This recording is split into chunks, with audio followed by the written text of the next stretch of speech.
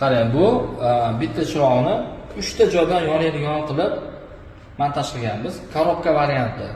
E'tibor bering, korobka varianti. Buni qanday qilamiz? Birinchi o'rinda simlarni tashashni nimasini qilamiz. Qarang. Asosiy sim keladi bitta.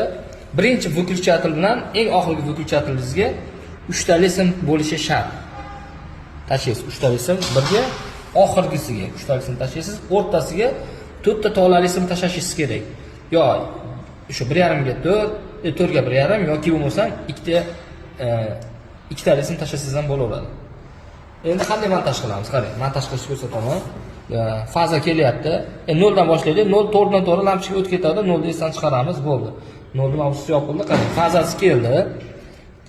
Biz prime выключателda hozir ishlatayotganimiz uchun prime выключателda nimasida ko'rsataman sizga.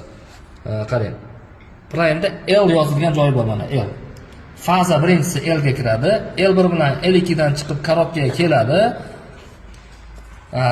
Perekrosini xolasangiz tepa qismiga o'sha bu tomondan kelgan L1 bilan L2 ni ulang, xolasangiz tepa qismiga ulang, xolasangiz pastki qismiga ulang. Endi bundan yana ikkisidan chiqib oxirgi выключателingizni L1 bilan L2 ga ketgan tomoniga ulaysiz mana.